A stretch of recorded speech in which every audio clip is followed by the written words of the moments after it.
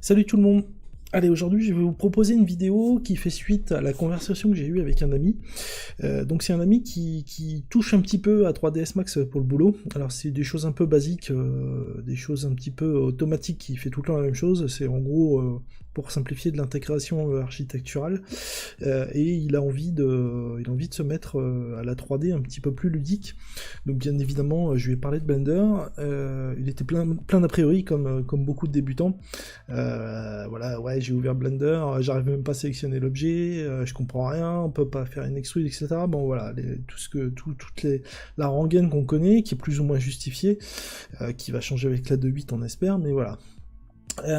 Donc je lui ai déjà fait un petit brief sur comment configurer Blender, le clic gauche, le clic droit, voilà, tous les trucs de base qu'il faut faire tout de suite. Et puis je lui ai proposé de lui faire voir un petit peu mon workflow actuel sur Blender, comment modéliser en poly. Donc, on a discuté de ce très vieux tuto 3ds Max que je pense beaucoup de monde connaît. Il est de 2009, qui consiste donc à modéliser en poly, en high poly même, une bande d'incendie américaine, la Fire Hydrant.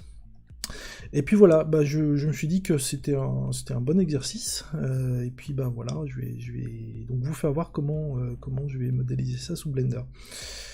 Le gars là, bon c'est pas une course, hein, on va faire ça à la cool, mais le gars là met 2 heures pour faire sa mode.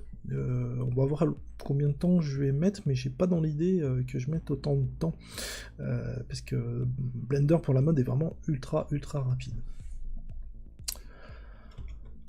Allez, c'est parti. Donc, j'ai ici commencé à préparer mon fichier, à préparer le boulot. Alors, on va déjà commencer par se mettre une ref. Alors, pour ça, j'ai le nouvel add-on de Wazoo, EasyRef, qui est juste génial, qui vous permet de venir poser vos refs comme ça sur le fond de votre viewport. Donc ça c'est vraiment top, parce que on vient le placer, et puis après on oublie. Alors ça permet aussi de faire des annotations, etc. Je pense que je m'en servirai à certaines étapes.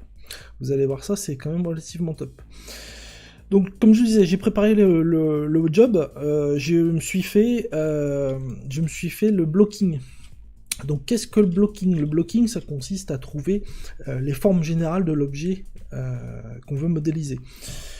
C'est une étape qui peut être longue, surtout quand, comme dans mon cas ici, on n'a pas de blueprint, on n'a pas de plan en 2D suivant les différentes vues de face, de gauche, de droite, etc. Voilà, on peut vraiment passer du temps là-dessus, donc c'est pour ça que je l'ai fait en amont, parce que c'est juste complètement inintéressant et pas du tout technique, donc je vous ai épargné ça. Et puis que je suis un petit peu un psycho de ça, je vais passer du temps, je suis un peu maniaque à ce niveau-là. Je pense que c'est plutôt une bonne chose, parce que le blocking va vraiment déterminer, allez, peut-être 90% de l'allure générale de votre objet, donc c'est pas à négliger. Juste une note. Vous voyez que ici il est un petit peu plus élancé que mon blocking, alors tout simplement parce que j'ai retrouvé la ref après avoir fait le blocking. Sinon c'était trop facile. Donc j'ai plutôt bloqué à partir de, hop, je vais essayer de vous faire voir, de cette image, et vous voyez qu'il est un petit peu plus fat. Et à la limite je préfère, je le trouve un petit peu plus sympa, un petit peu plus bonhomme, donc j'ai pas repris mes proportions. On va partir, on va bosser de ces proportions là. Voilà quoi vous dire. Donc je pense que ce tuto je vais le faire en plusieurs étapes. On va faire la modélisation aujourd'hui, et puis par la suite je vais diviser ces vidéos en plusieurs. Je vais faire ensuite le dépliage UV, peut-être un petit coup sous Substance Designer, parce qu'on en a parlé avec mon pote. Il n'y a pas grand intérêt là, parce que bon, les substances on les a directement dans Painter, mais peut-être histoire de vous faire voir, allez, un quart d'heure, 20 minutes, créer 2-3 substances que je récupérerai ensuite derrière dans Substance Painter, et puis là je referai par contre une vidéo complète Substance Painter pour venir faire le texturing de l'objet complet, et puis on finira certainement par une dernière vidéo avec le rendu, et puis peut-être un petit peu de compositing sous Blender. Voilà, allez, on va attaquer la mode, je pense à rien d'autre là. Non, on va voir tout, un petit peu tout ça au fur et à mesure de toute façon.